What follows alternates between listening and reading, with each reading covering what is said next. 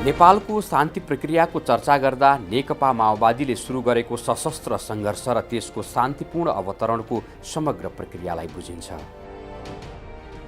हत्या हिंसाको अन्त, संविधान सभा मार्फत नयाँ संविधानको निर्माण, सशस्त्र सङ्घर्षमा रहेका विद्रोही लडाकुको समायोजन र व्यवस्थापन, साथै द्वन्द्वबाट प्रभावित व्यक्तिहरूलाई राहत, क्षतिपूर्ति, परिपूरण, मेलमिलाप र द्वन्द्वरत अवस्थामा समेत मानव अधिकारको गम्भीर उल्लङ्घन गर्ने पक्षलाई सजाय गरी पीडित पक्षलाई न्याय प्रदान गरिने सम्पूर्ण प्रक्रिया नै शान्ति प्रक्रिया हो। 2046 सालमा प्रजातन्त्रको पुनर्स्थापनापछि 2048 साल वैशाख महिनामा मुलुकमा आम निर्वाचन सम्पन्न भयो। आम निर्वाचनमा नेपाली कङ्ग्रेस, नेपाल कम्युनिस्ट पार्टी एमाले, संयुक्त जनमोर्चा सहितका कम्युनिस्ट घटकहरूले सहभागिता जनाए र संसदमा प्रतिनिधित्व गरे। नेपाली कङ्ग्रेसले बहुमत प्राप्त गर्यो र गिरिजाप्रसाद कोइराला निर्वाचित प्रधानमन्त्री हुनुभयो। तर आन्तरिक राजनीतिक बेमेलका कारण बहुमत प्राप्त कोइराला सरकार बीचमै ढल्यो र 2051 सालमा मध्यावधि निर्वाचन भयो। राजनीतिक अस्थिरताले जनतामा एक प्रकारको असन्तुष्टि छायो। प्रतिनिधि सभामा 9 स्थान प्राप्त गरेको संयुक्त जनमोर्चाले मध्यावधि निर्वाचनमा भाग लिएन।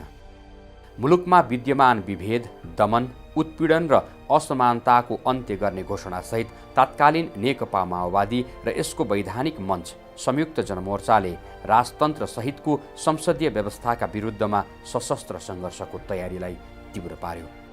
यसै क्रममा 2052 साल माघ 5 गते संयुक्त जनमोर्चाको तर्फबाट डाक्टर बाबुराम भट्टराईले तत्कालीन प्रधानमन्त्री शेरबहादुर देउवालाई 1 महिने अल्टिमेटम सहित 40 बुँदे ज्ञापन पत्र बुझाउनु भयो। नेपालमा 250 वर्षदेखिको राजतन्त्रको अन्त्य नभएसम्म सच्चा लोकतन्त्र प्राप्त हुन सक्दैन भन्ने बोधका साथ 46 आन्दोलनको लगत्तै पछि हामीले त्यो अभियान चलाएका थियौँ। संविधान सभाबाट नेपालको संविधान बन्नुपर्छ र गणतन्त्र स्थापना गर्नुपर्छ भन्ने अभियान अन्तर्गत नै हामीले 3-4 वर्षसँग अभियान चलायौँ र फागुन 2052 फागुन 1 गतेबाट सुरु गऱ्यौँ र त्यही क्रममा नै हामीले हाम्रो मागलाई सूत्रबद्ध गरेर 40 सूत्रको रूपमा सरकारलाई हामीले बुझाएका थियौँ। सामाजिक, आर्थिक र राजनीतिक परिवर्तनको मागसहित 2048 सालदेखि नै वैचारिक विद्रोहमा रहेको जनमोर्चाले आफ्ना 40 बुँदे माग पुरा नभएको भन्दै 2052 साल फागुन 1 गते रोल्पाको होलेरी, रुकुमको राडी जिउला, सिन्धुलीको सिन्धुली माडी प्रहरी चौकी र गोरखाको कृषि विकास बैंक अन्तर्गतको साना किसान विकास कार्यालयमा एकसाथ आक्रमण गरी राज्य विरुद्ध सशस्त्र विद्रोहको सुरुवात गर्यो। 46 सालको ऐतिहासिक जनआन्दोलनपछि बनेका सरकारहरूले विभेदको अन्त्य गर्नेतिर, अपमानको अन्त्य गर्ने, शोषण अन्यायको अन्त्य गर्नेतिर जाला भन्ने जो अपेक्षा थियो, झन् उल्टै त्यो नयाँ सरकारहरू बनेपछि 40 सालको आन्दोलनपछिका सरकारहरूले हरेक क्षेत्रमा त्यो विभेदलाई बढाउने काम, अन्याय शोषणलाई बढाउने काम, देशमा भएका केही राष्ट्रिय उद्योगहरू पनि निजीकरणका नाम बेच्ने काम गर्न थालेपछि अब एउटा क्रान्ति बिना र उत्पीडित वर्ग, जाति, क्षेत्र, समुदायलाई सङ्गठित गरेर एउटा विद्रोहमा नलइकन यो देशमा स्थायी शान्ति, स्थिरता र विकास सम्भव छैन भन्ने निष्कर्षमा पुगेपछि हामीले 52 सालमा जनयुद्धको उद्घोष गरेको। यसरी रोल्पा, रुकुम, सिन्धुली र गोरखाबाट सुरु भएको माओवादी विद्रोह केही वर्षभित्रमा देशभर फैलियो। माओवादीको सशस्त्र विद्रोहका कारण मुलुकमा हत्या, हिंसा र अशान्तिका श्रृङ्खला सुरु भए। श्रृङ्खलाबद्ध आक्रमण, अपहरण र व्यक्ति हत्याका घटनाहरू दिनौँ घट्न थाले। दूर दराजका प्रहरी चौकीदेखि जिल्ला सदरमुकामसम्म माओवादीको निशानामा परे, जसले गर्दा मुलुकमा अकल्पनीय मानवीय तथा भौतिक क्षति हुन पुग्यो। एकातिर मुलुक द्वन्द्वको रापमा लपेटिसकेको थियो भने अर्कोतिर संसदवादी राजनीतिक दलहरू माओवादी विद्रोहको राजनीतिक समाधान खोज्न छोडेर सत्ताको जोड घटाउमा व्यस्त रहे।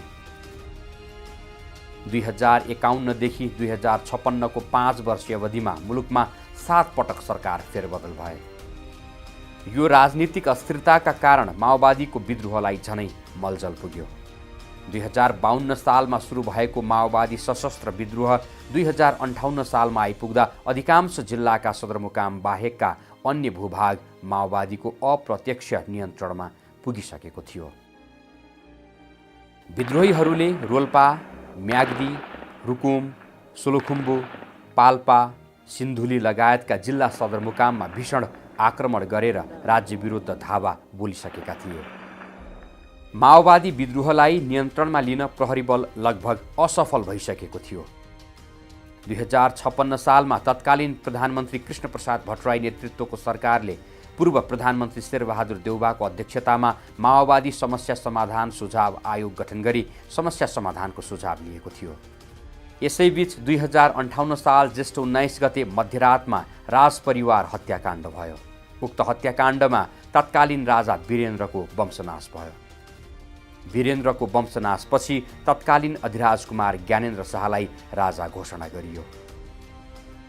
तत्कालीन प्रधानमन्त्री गिरिजाप्रसाद कोइरालाले माओवादी विरुद्ध सेना परिचालन गर्न राजा ज्ञानेन्द्र शाहसँग परामर्श गर्नुभयो।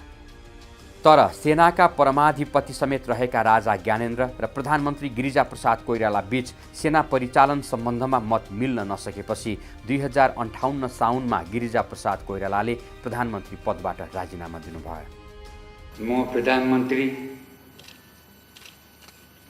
छु अहिले, आज यसै बेला म प्रधानमन्त्री पदको त्याग गरेको घोषणा पनि यही सदनमा दिन्छु। कोइरालाको बहिर्गमन पश्चात शेरबहादुर देउवा प्रधानमन्त्री हुनुभयो। माओवादी विद्रोहको समाधान राजनीतिक रूपमा खोज्नुपर्ने भन्दै देउवा सरकारले माओवादीसँग शान्ति वार्ता प्रक्रिया सुरु गर्ने निर्णय गर्यो। माओवादीले पनि सरकारको शान्ति वार्ता गर्ने निर्णयलाई स्वागत गर्यो। परिणामस्वरूप 2058 साल श्रावण 12 गते सरकार र विद्रोही दुवै तर्फबाट युद्धविरामको घोषणा भयो। माओवादी विद्रोह सुरु भएपछि पहिलो पटक सरकार र माओवादी बीच 2060 भाद्रमा दाङको हापुरेमा शान्ति वार्ता प्रारम्भ भयो। शान्ति वार्तामा विद्रोही माओवादीका तर्फबाट गोलमेच सम्मेलन, अन्तरिम सरकार र संविधान सभाको माग प्रस्तुत भए। त्यो बेलामा माओवादीको तर्फबाट बाबुराम भट्टराईजी, डाक्टर बाबुराम भट्टराई र कृष्णबहादुर महराजी आउनुभएको थियो। उहाँहरू दुईजना तोकिनु भएको थियो र यतापट्टिबाट संयोजकमा म थिएँ र कमल थापाजी हुनुहुन्थ्यो। हामी दुईजना थियौँ र त्यसमा बाबुरामजीहरूले, माओवादीहरूले उहाँहरूका भनेका कुराहरू धेरै हामीले अध्ययन गरेर कतिपय कुराहरूमा हाम्रो सहमति पनि थियो र अन्तिममा गएर हामीले यो वार्ता अहिले भङ्ग नगरौँ, हामी संविधान सभा पनि हामी मानिदिन्छौँ, तर एउटै कुरा हुनुपर्छ के भने आलङ्कारिक रूपमा भए पनि राज संस्था रहने शर्तमा संविधान सभा गरौँ। संविधान सभा मान्छौँ भन्दाखेरि यो हामीलाई हुँदैन यो भनेर उहाँहरू उठेर जानुभयो। त्यसको केही समयपछि ललितपुरको गोदावरीमा पुनः वार्ता भयो। तर माओवादीले उठाउँदै आएको संविधान सभाको निर्वाचन र गणतन्त्र जस्ता विषयहरू सरकारले स्वीकार नगरेपछि विद्रोही माओवादी वार्ता प्रक्रियाबाट पछि हट्यो। माओवादीले 2058 मङ्सिर 6 गते एकपक्षीय रूपमा युद्धविराम भङ्ग भएको घोषणा गर्यो। हाम्रो तर्फबाट प्रस्तुत गरिएको संविधान सभाको मागमै कुरा मिल्न सकेन। अरू कुरा त अब धेरै भए, धेरै राउन्ड बैठक भयो। सबभन्दा पहिला त काठमाडौँमै बैठक भयो, त्यसपछि हाम्रो बैठक बर्दिया राष्ट्रिय निकुञ्जभित्र पनि भयो र देशका अरू विभिन्न भागहरूमा पनि भए। तर हाम्रो सबभन्दा मुख्य माग संविधान सभाको माग नै त्यति बेर उहाँहरूले स्वीकार गर्नु भएन। यस लगत्तै मङ्सिर 8 गते दाङको घोराईमा रहेको सैनिक ब्यारेक र स्याङ्जाको प्रहरी चौकीमा भीषण आक्रमण गर्यो। माओवादी विद्रोह सुरु भएपछि पहिलो पटक सैनिक ब्यारेकमा आक्रमण गरेर सेनालाई समेत ठूलो क्षति पुर्यायो। 2059 जेठमा प्रधानमन्त्री शेरबहादुर देउवाको सिफारिसमा प्रतिनिधि सभा भङ्ग भयो। देउवा सरकार काम चलाउ सरकारमा परिणत भयो। यसैबीच राजा ज्ञानेन्द्रले स्थानीय निकाय साथै प्रतिनिधि सभाको निर्वाचन गराउन सरकारलाई आदेश दिए तापनि निर्वाचन गराउने वातावरण नभएको भन्दै सरकारले निर्वाचन गराउन नसक्ने भएपछि 2059 असोज 18 मा प्रधानमन्त्री शेरबहादुर देउवालाई असक्षमको आरोपसहित शाही घोषणा मार्फत अपदस्थ गरी लोकेन्द्र बहादुर चन्दलाई प्रधानमन्त्रीमा नियुक्त गर्नुभयो। राजाको यो कदमले प्रतिनिधि सभा पुनर्स्थापनाको माग राखी आन्दोलन गरिरहेका संसदवादी राजनीतिक दलहरूको सडक सङ्घर्षलाई थप बल पुग्यो। नेपाली कङ्ग्रेस प्रजातान्त्रिक पनि सडक सङ्घर्षमा सहभागी भयो। उता माओवादीले पनि आफ्नो विद्रोहलाई झनै व्यापक बनाउँदै लग्यो। संसदवादी दलहरूको सडक आन्दोलन र माओवादीको सशस्त्र विद्रोहको एकसाथ सामना गरिरहेको सरकारले 2059 माघमा विद्रोही माओवादीसँग पुनः वार्ता गर्ने निर्णय गर्यो र युद्ध स्थगन भएको घोषणा गर्यो। विद्रोही माओवादीले पनि युद्धविरामको घोषणा गरेर सरकारसँग वार्ता प्रक्रिया पुनः प्रारम्भ गर्यो। तर माओवादीले उठाएको संविधान सभाको निर्वाचन तथा गणतन्त्र जस्ता राजनीतिक मुद्दामा सहमति हुन नसकेपछि दोस्रो पटक सरकार र माओवादी बीच जारी शान्ति वार्ता 2060 भदौमा टुङ्गियो र मुलुक पुनः द्वन्द्वको भुमरीमा रुमल्लिन पुग्यो।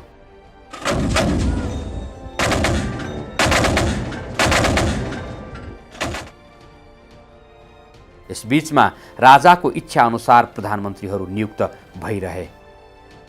लोकेन्द्र बहादुर चन्द, सूर्यबहादुर थापा हुँदै पुनः शेरबहादुर देउवा प्रधानमन्त्री नियुक्त हुनुभएको थियो।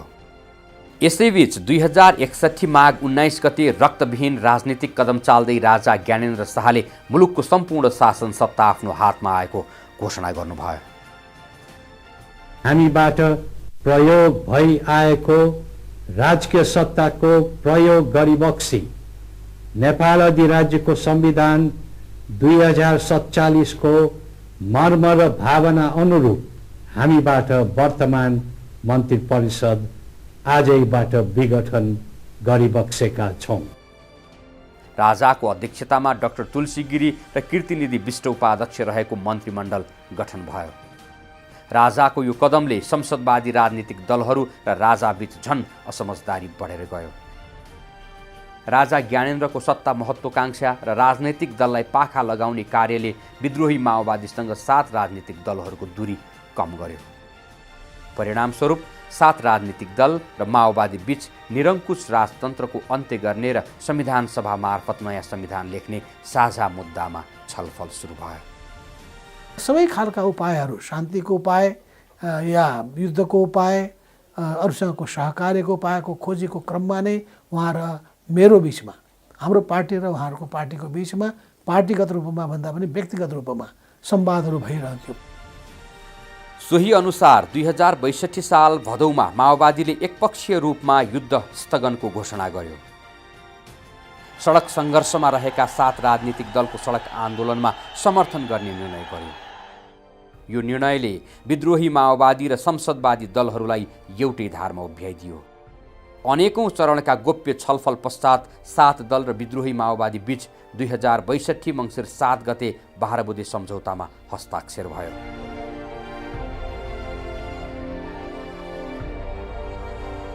यो 12 बुँदे सम्झौता मुलुकमा जारी सशस्त्र द्वन्द्वको अन्त्य गर्दै शान्ति स्थापना गर्ने कार्यमा पहिलो प्रस्थान बिन्दु थियो।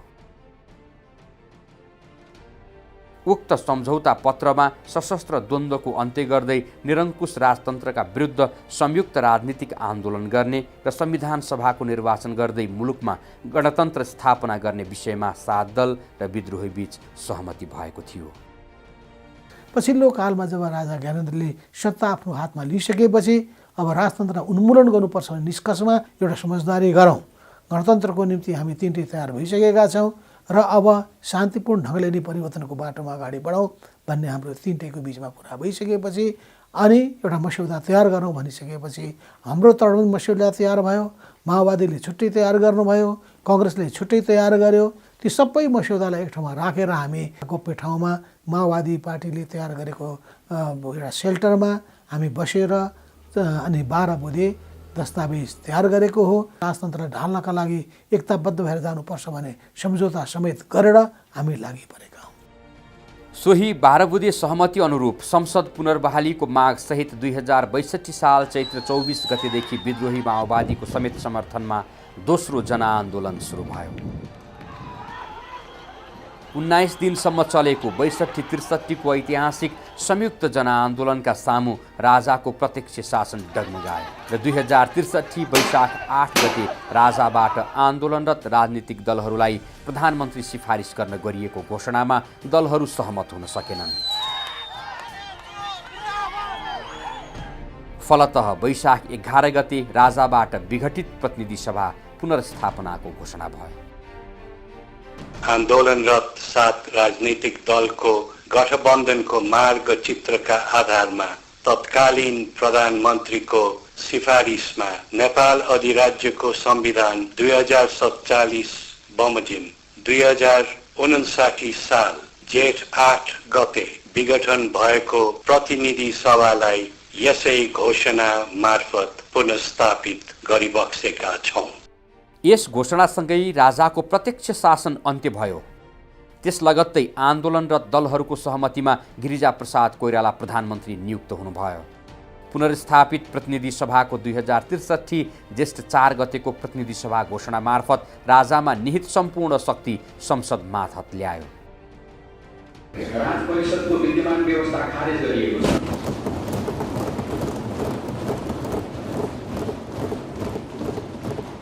त्यसले गर्दै आएका आवश्यक काम प्रतिनिधि सभाले व्यवस्था गरे। त्यो घोषणालाई मनन गरेर कसैले पनि यसमा हस्तक्षेप गरेर यसलाई अवमूल्यन गर्न खोजेमा हामीहरूले सम्पूर्ण देशले उठेर यसलाई आवाज उठाउनुपर्छ। सरकार र माओवादी बीच 2063 ज्येष्ठ 12 गते वार्ता भई द्विपक्षीय युद्धविराम आचार संहितामा हस्ताक्षर भएपछि शान्ति प्रक्रिया थप सहज बाटोमा हिँड्न थाल्यो। यसपछि पनि राजनीतिक वातावरणलाई अझ सहज बनाउन तथा संविधान सभाबाट संविधान निर्माण गर्ने प्रतिबद्धतासहित दुवै पक्षका सेना र हतियारको व्यवस्थापनमा सहयोग गर्न संयुक्त राष्ट्रसङ्घलाई अनुरोध गर्ने सहमतिसहित 2063 असार 2 गते 7 दल र माओवादी बीच 8 बुँदे समझदारी सम्पन्न भयो। प्रधानमन्त्री निवास बालुवाटारमा भएको यस समझदारीमा हस्ताक्षर गर्न पहिलो पटक सार्वजनिक रूपमा नेकपा माओवादीका अध्यक्ष प्रधानमन्त्री निवास बालुवाटार पुग्नु भएको थियो। 12 बुँदे समझदारीमा व्यक्त प्रतिबद्धता र युद्धविराम आचार संहिताको प्रस्तावनाको भावनालाई आधार बनाउँदै अन्तरिम संविधान निर्माण गर्ने, सोही अनुरूप अन्तरिम सरकार गठन गर्ने, संविधान सभाको निर्वाचनको मिति घोषणा गर्ने, सहमतिद्वारा अर्को व्यवस्था गरी प्रतिनिधि सभा भङ्ग गर्ने र नेकपा माओवादीद्वारा गठित जनसरकारहरू विघटन गर्ने।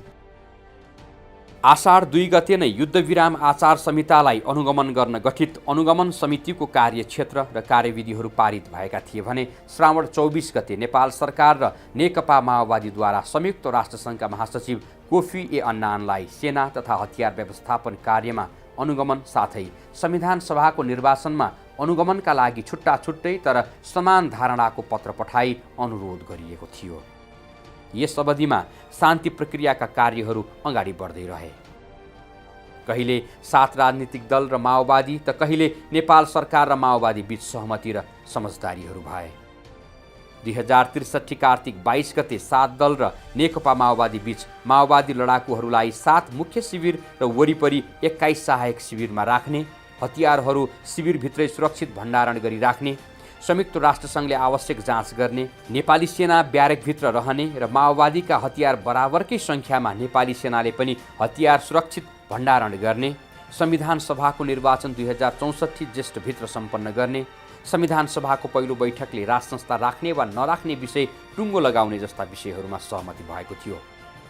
उक्त सहमतिमध्ये नेकपा एमाले राज संस्था राख्ने वा नराख्ने सम्बन्धमा संविधान सभासँगै जनमत सङ्ग्रह गर्नुपर्ने र संविधान सभाको निर्वाचन समानुपातिक निर्वाचन प्रणाली अनुरूप नै गर्नुपर्ने भिन्न मत दर्ज गराएको थियो।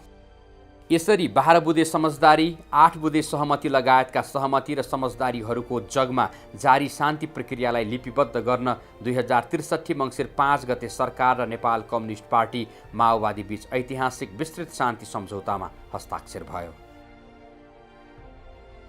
यसले माओवादीद्वारा 2052 साल फागुन 1 गतेदेखि सुरु गरिएको सशस्त्र विद्रोह र द्वन्द्वको अन्त्य गरी औपचारिक रूपमा मुलुकमा शान्तिपूर्ण सहकार्यको युगमा प्रवेश गरायो। यो ऐतिहासिक सम्झौतामा हस्ताक्षर हुनुलाई नेपालको राजनीतिक इतिहास र जारी शान्ति प्रक्रियामा एउटा युगान्तकारी घटनाको रूपमा लिइयो। यस घटनालाई तत्कालीन प्रधानमन्त्री गिरिजाप्रसाद कोइरालाले हत्या, हिंसा र आतङ्कको युग समाप्त भई शान्ति र लोकतन्त्रको युग पुनः प्रारम्भ भएको रूपमा अर्थ्याउनु भएको थियो भने अर्का हस्ताक्षरकर्ता प्रचण्डले यसलाई क्रमभङ्गताको संज्ञा दिनुभएको थियो। आज एउटा नयाँ इतिहासको सुरुवात भएको छ। नेपालले नयाँ युगमा प्रवेश गरेको छ। यो शान्तिको ढोका खुलेको छ र नयाँ युगमा नेपाल प्रवेश गर्दैछ। गएको करिब 11 वर्षदेखि जुन सशस्त्र युद्धको स्थितिमा गृहयुद्धमा देश थियो त्यो निरन्तरताको यो क्रमभङ्ग हो। विस्तृत शान्ति सम्झौता मुलुकमा जारी शान्ति प्रक्रियाको मूल दस्तावेजको रूपमा स्थापित भयो। यो सम्झौताले मुलुकमा 1 दशकसम्म चलेको माओवादी सशस्त्र सङ्घर्षको अन्त्य मात्र गरेन, राज्य पुनर्संरचनाको मार्ग प्रशस्त समेत गरेको थियो। विश्व समुदायलाई समेत आश्चर्यचकित पार्दै सरकार र विद्रोही पक्ष बीच बिना मध्यस्थकर्ता भएको बृहत शान्ति सम्झौताले आम जनता, सरकार र विद्रोही सबै पक्षलाई जितको महसुस गरायो। 12 बुँदे सम्झौताले माओवादीलाई हतियार सहित, सेना सहित शान्ति सम्झौतामा ल्यायो, शान्ति प्रक्रियामा ल्यायो, देशभित्र सार्वजनिक रूपमा ल्यायो। तर त्यसलाई चाहिँ अब चाहिँ निशस्त्र गर्ने काम र त्यसलाई चाहिँ पूर्ण रूपले सेना रहित बनाउने काममा यो विस्तृत शान्ति सम्झौताले काम गरिरहेको छ। बृहत शान्ति सम्झौताले माओवादी हिंसालाई स्थायी रूपमा अन्त्य गर्यो। कब्जा गरिएको सम्पत्ति फिर्ता, अपहरण तथा जबरजस्ती चन्दा असुली नगर्न माओवादी सहमत भए। सम्झौतामा माओवादी लडाकुलाई राज्यका सुरक्षा बलसँग समायोजन गर्ने र माओवादी तथा राज्यद्वारा बेपत्ता पारिएका नागरिकको स्थिति सार्वजनिक गर्ने विषयमा समेत सहमति गरिएको थियो। माओवादी लडाकुलाई संयुक्त राष्ट्रसङ्घको अनुगमनमा शिविरमा राख्ने तथा लडाकुलाई प्रमाणीकरण गर्ने विषयका साथै संविधान सभा निर्वाचनको सुनिश्चितता लगायत शान्ति प्रक्रियाको लागि बृहत्तर आर्थिक, सामाजिक, राजनीतिक र शासन सञ्चालन संरचनाहरूको सुधारको खाका समेत प्रस्तुत भएको थियो। हाम्रा विगतमा जुन राजनीतिक सहमति गर्यौं त्यो राजनीतिक सहमतिको पालनामा हाम्रो प्रतिबद्धता र हाम्रा इमान्दारिता एउटा त्यहाँ पुष्टि भएको छ भने अब आगामी दिनमा जाने राजनीतिक प्रक्रियाहरू जति छन् त्यसको निमित्त फेरि बाटोहरू अझ प्रशस्त भएको छ, मार्ग प्रशस्त भएको छ र अगाडि बढ्नको निमित्त हामीलाई अब यसले ढोका खुल्ला गरेको छ। सभाका सदस्यहरू मध्येबाट जनआन्दोलनका विपक्षमा रहेकाहरू बाहेक 209 सदस्य, नेकपा माओवादीका 73 सदस्य, जनवर्गीय तथा पेशागत सङ्गठन तथा उत्पीडित वर्गका प्रतिनिधिहरूबाट राजनीतिक दलको सहमतिका आधारमा 48 जना गरी कुल 330 जना सदस्य अन्तरिम व्यवस्थापिका संसदमा रहेका थिए। माओवादी पहिलो पटक संसदमा प्रवेश गरेको यो ऐतिहासिक घटना थियो। सङ्घर्षका भिन्न भिन्न रूपहरू हामीले अपनाउँदै आयौँ। हामी कतिपय अवस्थामा युद्धका रूपहरू अपनायौँ र कतिपय अवस्थामा शान्तिपूर्ण जनआन्दोलनका स्वरूपहरू अपनायौँ। हामीले यी विभिन्न रूपहरू अपनाउँदै पटक पटक हामीले त्यो प्रयास गरे तापनि हामीले त्यसलाई सार्थक परिणाममा संस्थागत गर्न सकिरहेका थिएनौँ। नेपाली इतिहासमा र खास गरेर राजनैतिक विकासको इतिहासमा आजको दिन साँच्चैकै एउटा इतिहासको कोसेढुङ्गा साबित भएको छ। नेपाली जनताले यसअघि कहिले पनि आफ्नै सार्वभौम सत्ता अभ्यास गरेर नयाँ संविधान बनाउने अवसर प्राप्त गरेका थिएनन्। सबैभन्दा महत्त्वपूर्ण, सबैभन्दा उपलब्धिपूर्ण र सबैभन्दा ऐतिहासिक दिनको रूपमा यसलाई बुझ्नु पर्दछ भन्ने हाम्रो मान्यता छ। यसै अन्तरिम व्यवस्थापिका संसदले सोही दिन अर्थात् 2063 माघ 1 गते नै अन्तरिम संविधानलाई अनुमोदन गर्यो।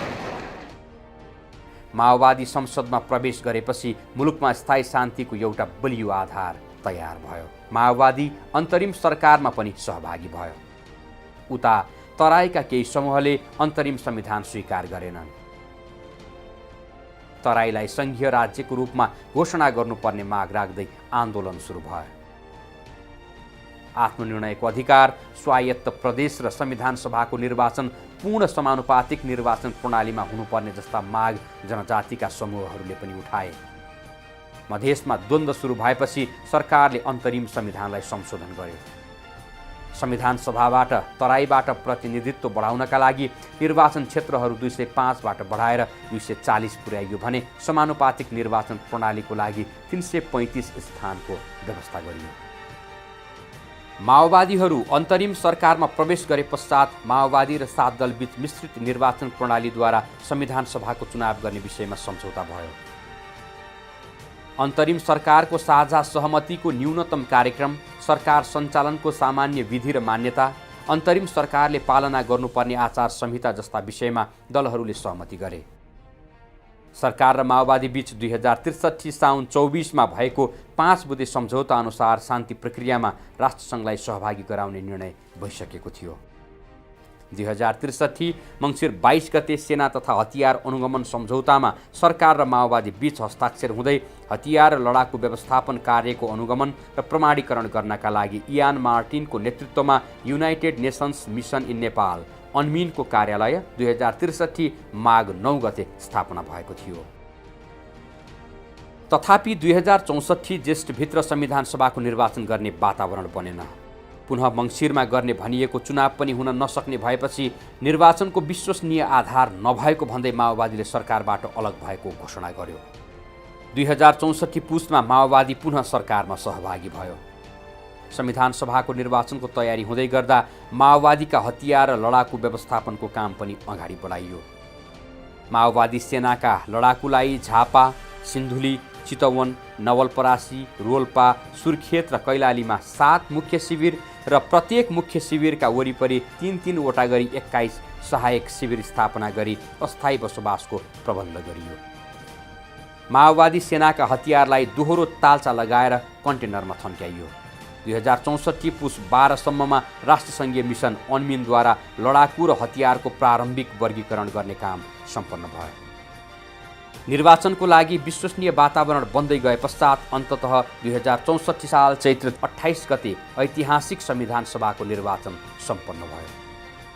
जनआन्दोलन 2 मार्फत लोकतन्त्रको स्थापना, 10 वर्ष लामो सशस्त्र युद्धपछि माओवादीको शान्तिपूर्ण अवतरण, गणतन्त्रको घोषणा र सङ्घीयतालाई संस्थागत गर्न संविधान सभाको निर्वाचन जारी शान्ति प्रक्रियाका निकै सुखद पक्ष थिए। एउटा महत्त्वपूर्ण पाटो भने त यो निर्वाचन भनेको शान्ति प्रक्रियाको अभिन्न अङ्गको रूपमा रहेको थियो। किनभने शान्ति प्रक्रियाको सफलता र असफलता यो निर्वाचनको सफलता र असफलतासँग गाँसिएको थियो। त्यसले गर्दाखेरि नेपाली जनताको शान्तिप्रतिको चाहना, किन सबैलाई एउटा आश के थियो भनेदेखि यदि यो निर्वाचन शान्तिपूर्ण रूपले सम्पन्न भइदियो भनेदेखि त्यसले द्वन्द्वको अन्त्य गर्छ। द्वन्द्वको अन्त्यले चाहिँ मुलुकमा शान्ति ल्याउँछ। त्यो शान्तिले स्थिरता दिन्छ र स्थिरताले समृद्धि र विकासको बाटोमा लैजान्छ भन्ने जुन एउटा आम चाहना थियो, त्यो आम चाहना नै सबभन्दा बलियो सशक्त चाहिँ एउटा कारक तत्त्वको रूपमा चाहिँ आयो निर्वाचन सफल हुनुको निमित्त। संविधान सभाको निर्वाचन परिणामबाट माओवादी पहिलो शक्तिका रूपमा उदय भयो। माओवादीको नेतृत्वमा नयाँ सरकार गठन भयो र नेपालको शान्ति प्रक्रिया नयाँ चरणमा प्रवेश गर्यो। विस्तृत शान्ति सम्झौता अनुरूप 1 दशक लामो हत्या हिंसाको युग अन्त्य गर्दै शान्तिको मार्गमा प्रवेश गराउने जिम्मेवारी माओवादीकै काँधमा आयो। विस्तृत शान्ति सम्झौता पश्चात यो सम्झौता र यससँग सम्बन्धित अन्य सम्झौताहरूको कार्यान्वयन मुख्य एजेन्डा नयाँ सरकारलाई थियो। संविधान लेखन, लडाकुहरूको समायोजन र व्यवस्थापन, सङ्क्रमणकालीन न्याय जस्ता थुप्रै राजनीतिक एजेन्डाहरू पेचिला भएर रहेका थिए। माओवादी सेनाका लडाकुको समायोजन र पुनर्स्थापना, लडाकु र हतियारको व्यवस्थापन गर्ने विषयमा सरकार र माओवादी दुवैलाई स्वीकार्य हुने विकल्पको खोजी भइरहेकै थियो। शान्ति प्रक्रियाको एउटा पाटो सेना समायोजन र व्यवस्थापन, अर्को पाटो संविधान निर्माण कार्य दुवै जटिलतामा रुमलिएका थिए। संविधान सभामा नेकपा माओवादी सबैभन्दा ठूलो दलको रूपमा रही सरकारको नेतृत्व गरे तापनि यी दुवै विषय सहजताका साथ अगाडि नबढ्दै प्रधानमन्त्री पुष्पकमल दाहाल नेतृत्वको सरकार सेनापति प्रकरणले ढल्न पुग्यो। सरकार परिवर्तन साथै संविधानका अन्तर्वस्तुहरूमा दलहरूबीच विवाद कायमै रहेका कारण संविधान निर्माणले गति लिएन। संविधान सभाका 11वटै समितिहरूले संविधानको अवधारणा पत्र सहितको मस्यौदा प्रतिवेदन तयार गरे तापनि कतिपय प्रमुख विषयहरूमा सहमति हुन सकेको थिएन। संविधान सभाको 2 वर्षीय अवधिलाई पटक पटक समयावधि थप गरी 4 वर्ष पुर्याइए पनि राज्यको पुनर्संरचना, शासकीय स्वरूप, न्याय प्रणाली, आत्मनिर्णय, पहिचानको राजनीति जस्ता विषयहरूमा सहमति नहुँदा संविधान निर्माण हुन सकेन। विवादित विषयमा सहमति गर्न प्रमुख दलहरू सफल भएनन्। अन्ततः 2069 ज्येष्ठ 14 गते संविधान सभाको कार्यकाल स्वतः समाप्त भयो। उता माओवादी लडाकुको समायोजन र व्यवस्थापन कार्य सुस्तरी अगाडि बढ्दै थियो। लडाकु प्रमाणीकरणको कार्य सकिएपछि 2066 साल माघसम्ममा अयोग्य लडाकुलाई माओवादी शिविरबाट बाहिर निकालियो। अनमिनको कार्यकाल 7 पटक म्याद थप गरेर 4 वर्ष पुर्याउँदा समेत सेना समायोजनको काम पुरा हुन सकेन। दलहरू बीचको सहमतिपछि 2067 साल माघ 1 गते राष्ट्रसङ्घीय मिसन अनमिनलाई औपचारिक रूपमा विदाई गरियो र प्रमुख राजनीतिक दलहरूको सहमतिमा माओवादी लडाकुहरूको बच्चाले गर्दा पनि अब यत्रो जेल अब उसमा युद्धकालमा पनि हिँड्यो। अब आफ्नो अब स्वास्थ्यले पनि अलि दिँदैन, त्यही भएर सोचेको। परिवारहरू हुन्छ, परिवारसँग रमाएर बस्ने, अब धेरै वर्ष अब परिवारसँग बस्न नपाएको, अब यो बेलामा गएर बसिन्छ। सेना समायोजन विशेष समिति र सो अन्तर्गतको प्राविधिक समितिहरूको अनवरत प्रयास, संयुक्त राष्ट्रसङ्घको नेपाल मिसन अनमिनबाट माओवादी र नेपाली सेनाको परिचालनको अनुगमन, कन्टेनरमा राखिएका हतियारको अनुगमन तथा माओवादी सेनाका लडाकुहरूको प्रमाणीकरण प्रक्रियामा भएको प्राविधिक सहायताले यस प्रक्रियालाई टुङ्गोमा पुर्याउन विशेष सहयोग गरेको थियो। यो शान्ति प्रक्रियाको एउटा महत्त्वपूर्ण अङ्ग सेना समायोजनको प्रक्रियाले यो अन्तिम रूप लिएको छ र सफल रूप लिएको छ भन्ने मेरो ठमाइ छ। हाम्रो पार्टीको पनि यही ठमाइ। माओवादी सेनाको नेपाली सेनामा समायोजन गर्ने क्रममा नेपाली सेनामा एक अलग महानिर्देशनालय गठन गरी सुरक्षा निकाय र माओवादी लडाकुको 65 र 35% अनुपातमा समावेश गर्ने र विकास निर्माण, वन तथा उद्योग सुरक्षा र विपद व्यवस्थापन जस्ता कार्यहरू उक्त महानिर्देशनालयलाई जिम्मेवारी दिने भनी तोकिएको थियो। यसरी सेना समायोजन र पुनर्स्थापनाको काम पुरा गरेर 2069 चैत्र 30 गते सेना समायोजन विशेष समिति भङ्ग भएपछि शान्ति प्रक्रियाको एक महत्त्वपूर्ण कार्य माओवादी लडाकुहरूको समायोजन तथा पुनर्स्थापना औपचारिक रूपमा सम्पन्न भयो। शान्ति प्रक्रिया मूलभूत रूपमा पुरा भयो, किनभने सबभन्दा जटिल, संवेदनशील र दुनियाँमा प्राय असफल हुने भनेको हतियार र सेनाको कुरा नमिल्दा नै त्यहीँनिर गएर चाहिँ तपाईँको सेबोटेज हुने, फेरि भिडन्त सुरु हुने गर्थ्यो। हामीले त्यो फेज पार गऱ्यौँ। अनि लोकतान्त्रिक परिवर्तनलाई आत्मसात गर्ने समस्या अरू देशमा धेरै ठाउँमा देखिन्छ, हामीले त्यसलाई पार गऱ्यौँ। यस अर्थमा शान्ति सम्झौता नेपालको ऐतिहासिक भयो, एउटा सफल स्टोरी, सक्सेसफुल स्टोरीको रूपमा यो नेपालको इतिहासमा र विश्व राजनीतिमा पनि यो मान्यता सबैले स्वीकार्ने ठाउँमा आइ नै सक्यो। माओवादी सेनाका लडाकुहरूलाई नेपाली सेनामा समायोजन गर्ने, एउटा डाइरेक्टरेट बनाउने र त्यहाँ चाहिँ नि जति माओवादी सेनाबाट आउँछन् उनीहरूलाई 35% मान्ने र 65% चाहिँ नेपाली सेनाबाट लिएर गएर जति सङ्ख्याको हुन्छ त्यसको नयाँ एउटा महानिर्देशनालय बनाउने।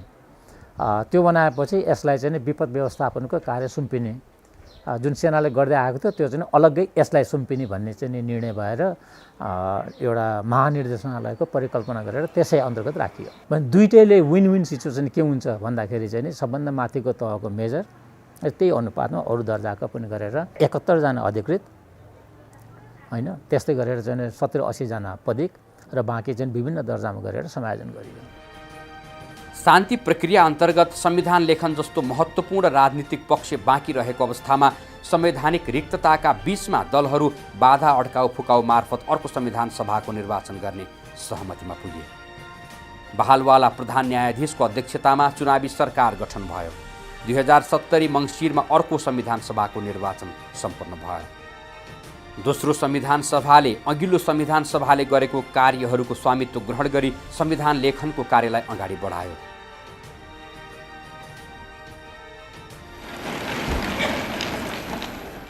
यस अवधिमा संविधानका अन्तर्वस्तुमा रहेका विवादहरू समाधान गर्न दलहरू प्रयत्नशील रहे। 1 वर्षभित्र नयाँ संविधान निर्माण गर्ने भनी निर्वाचनमा गरेको प्रतिबद्धता कार्यान्वयनमा प्रमुख दलहरू अघिल्लो संविधान सभाको तुलनामा जिम्मेवारी बोधका साथ सहकारीमा जुटे। सभाका समितिहरूले निरन्तर संविधानमा रहेका विवादित विषयहरूलाई सहमति गर्ने प्रयास गरे। यद्यपि संविधान सभाका केही बैठकहरूको कार्यसूची र कार्य प्रक्रियाका सम्बन्धमा केही दलहरूको तीव्र असन्तुष्टि र असहमति प्रकट भयो। अन्ततः संविधान जारी गर्न प्रमुख दलहरू सहमत भए।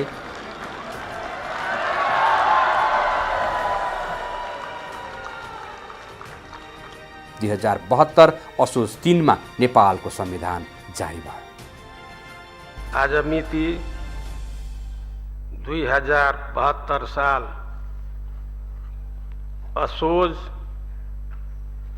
3 गतेदेखि प्रारम्भ भएको नेपाली जनता समक्ष घोषणा गर्दछु।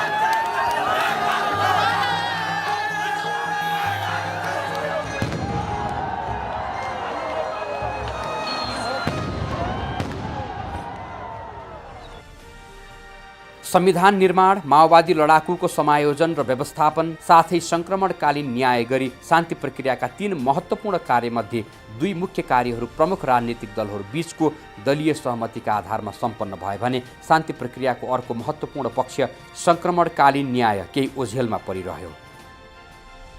खास गरी शान्ति प्रक्रियामा 5वटा 6वटा महत्त्वपूर्ण पाटो हुन्छ। एउटा भनेको सुरक्षा क्षेत्रको पुनर्संरचना गर्ने कुरो, दोस्रो भनेको यो चाहिँ सङ्क्रमणकालीन न्याय दिने, पीडितमा परेकाहरूलाई न्याय दिने कुरोहरू हुन्छ। त्यसपछि गएर चाहिँ जनता समक्ष शान्तिको लाभांश पुर्याउने कुरोहरू हुन्छ। त्यसपछि गएर चाहिँ तपाईँको आर्थिक र समृद्धिको लागि चाहिँ विकासमा केन्द्रित गर्ने अर्को महत्त्वपूर्ण मुद्दा हुन्छ। त्यसपछि गएर चाहिँ शक्तिको बाँडफाँड महत्त्वपूर्ण कुराहरू हुन्छ। विस्तृत शान्ति सम्झौता भएको 8 वर्षपछि 2071 वैशाख 28 गते सत्य निरूपण तथा मेलमिलाप आयोग र बेपत्ता पारिएका व्यक्तिहरूको छानबिन आयोग गठन गर्ने ऐन पारित भयो भने सोही वर्षको माघ 27 गते सरकारले सत्य निरूपण तथा मेलमिलाप आयोग र बेपत्ता पारिएका व्यक्तिहरूको छानबिन आयोग गठन गर्यो। सशस्त्र द्वन्द्वका क्रममा मानवाधिकारको गम्भीर उल्लङ्घन गर्ने तथा मानवता विरुद्धको अपराधमा संलग्नहरूका बारेमा छानबिन, सत्य अन्वेषण तथा अभिलेखन र सोको वास्तविक तथ्य जनता समक्ष ल्याउने, पीडित र पीडक यकिन गर्ने, मेलमिलापको पहल गर्ने गराउने र पीडितलाई परिपूरणको सिफारिस गर्ने र पीडकलाई कारबाहीको सिफारिस गर्ने कार्य सम्पन्न गर्नुपर्ने 2 आयोगहरूले उजुरी आह्वान गरी प्राप्त उजुरीहरूको वर्गीकरण गरी प्रारम्भिक छानबिनको कार्य गरिरहेको पाइन्छ। सत्य निरूपण आयोगमा 2074 असार महिनासम्ममा करिब 61,000 भन्दा बढी उजुरी दर्ता भएका छन्। द्वन्द्वकालीन समयमा अब तत्कालीन विद्रोही पक्ष र राज्य पक्षबाट भएका गम्भीर प्रकृतिका मानवाधिकार उल्लङ्घनका घटनाहरूलाई कानुनी अभियोजनमा ल्याउने र विभिन्न प्रकारले व्यक्तिहरू जानेर या नजानेर पीडित भएका छन्, नेपाली नागरिकहरू नै हुन्, उनीहरूलाई चाहिँ भनौँ नि भएको दुःख छ, क्षति छ, त्यसको चाहिँ भनौँ जिम्मेवारी राज्यले लिनुपर्ने हुन्छ र उहाँहरूको चाहना के हो त्यसलाई सम्बोधन गर्नको लागि नै यो आयोग गठन भयो। 61,000 भन्दा बढी नै उजुरी आयोगमा दर्ता भएको छ र उजुरीको म्याद सके पश्चात पनि उजुरी आउने क्रम जारी नै छ। त्यो 1200-1300 को हाराहारीमा छ र अझ पनि उजुरी आउने क्रम जारी नै छ। त्यसले गर्दाखेरि भनौँ नि हामीले अहिले यकिन साथ यति नै छ भन्नुभन्दा नि अब 62-63 को हाराहारीमा चाहिँ उजुरी परेका छन् र त्यसलाई चाहिँ हामीहरूले सम्बोधन गर्नको निमित्त 7वटै प्रदेशमा हामीहरूले सहन्याय अधिवक्ताको संयोजकत्वमा विज्ञहरू रहने गरेर अनुसन्धान टोलीहरू गठन गरिसकेका छौँ। यसै गरी सशस्त्र द्वन्द्वकै क्रममा व्यक्ति बेपत्ता पार्ने घटनाका बारेमा छानबिन गरी वास्तविक तथ्य जनता समक्ष ल्याउन सो घटनाबाट पीडित व्यक्तिलाई परिचय पत्र प्रदान गरी परिपूरणको व्यवस्था गर्न र त्यस्तो कार्यमा संलग्न व्यक्तिलाई कानुनी कारबाहीको लागि सिफारिस गर्न बेपत्ता छानबिन आयोगले काम गरिरहेको छ। यसले पनि उजुरी आह्वान गरी प्राप्त करिब 2300 उजुरी उपर छानबिनको कार्य गरिरहेको पाइन्छ। यी आयोगहरूको गठनले पीडितहरूले सङ्क्रमणकालीन न्याय पाउने आशा गरिरहेका छन्। कानुनले हामीले 4वटा काम अनुसन्धान गर्ने जिम्मा दियो। पहिले त यो बेपत्ता भएका व्यक्तिहरूको सम्बन्धमा सत्य तथ्यको छानबिन गर्ने। दोस्रोमा के छ भने पीडकलाई सजाय गराउनलाई महान्यायाधिवक्ताको कार्यालयमा लेखेर पठाउने मुद्दा चलाउनलाई। तेस्रोमा परिपूरणको लागि सिफारिस गर्ने र चौथोमा सशस्त्र द्वन्द्व चाहिँ यो 10 वर्ष जुन हो त्यो के कारणले भएको थियो त्यसको कारण पत्ता लगाउने, भविष्यमा यस्ता द्वन्द्व नदोहोरिउन् त्यसको लागि के उपाय गर्नुपर्ने हुन्छ यो पनि हामीले सुझाव दिनुपर्ने अवस्था आयो। यसको साथसाथै जो पीडितहरू छन् तिनलाई बढी से बढी सुविधा दिनेलाई के कस्ता ऐन कानुनहरू बनाइदिनु पर्ने हुन्छ यसको पनि सिफारिस गर्ने यो 4वटा जिम्मेवारी हामीले चाहिँ पायौँ। सत्य तथ्यको पत्ता लगाउने हामीले चाहिँ प्रयास गऱ्यौँ, सुरु गऱ्यौँ। 2258 थान जति उजुरीलाई हामीले विस्तृत अनुसन्धानमा लैजाने आयोगबाट निर्णय गरिसकेका छौँ। त्यसमध्ये पनि 206 थान उजुरीको करिब अन्तिम चरणमा हामी अनुसन्धानको क्रममा पुगिसकेका छौँ। 2052 साल फागुन 1 गतेबाट सुरु भएको माओवादीको सशस्त्र विद्रोहका क्रममा विद्रोही पक्ष र राज्य पक्षबाट गरेर 17,886 जनाको ज्यान गएको थियो। 1730 जना बेपत्ता भए भने 10,000 टुहुरा र अपाङ्ग भएका थिए। करिब 9,000 को सङ्ख्यामा भौतिक संरचनाहरू ध्वस्त भएका थिए। करिब 80,000 बढी मानिसहरू आफ्नो थात थलो छोडेर आन्तरिक रूपमा विस्थापित हुन बाध्य भएका थिए। यी सबै घाउहरूका बीच विस्तृत शान्ति सम्झौतापछि सरकारले विभिन्न शान्ति प्रयाससँगै द्वन्द्व पीडितहरूको लगत सङ्कलन र उनीहरूको लागि राहत तथा पुनर्स्थापना कार्यक्रम, क्षति भएका संरचनाहरूको पुनर्निर्माण र विकासका कार्यहरू समेत सँगसँगै अघि बढायो। यी कार्यहरूको नेतृत्व गर्नका लागि 2063 चैत्र 18 गते शान्ति तथा पुनर्निर्माण मन्त्रालयको स्थापना भयो र यस अन्तर्गत अन्य निकायहरू समेत स्थापना भए।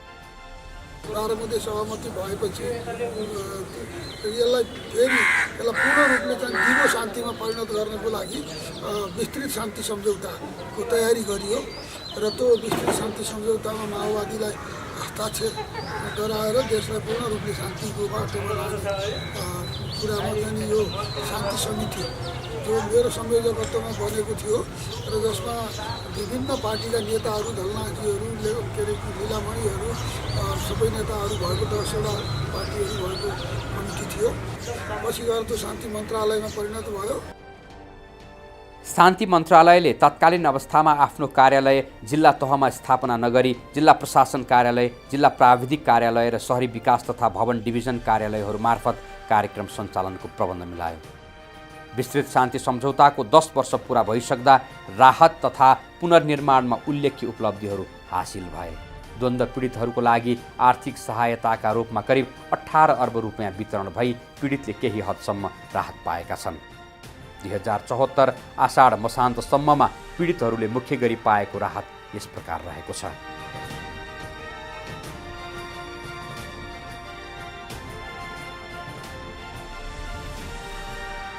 यसै गरी भौतिक संरचनाहरूको पुनर्निर्माण कार्यमा समेत 1 दशकमा करिब रु 13 अर्ब रुपियाँ खर्च भइसकेको छ।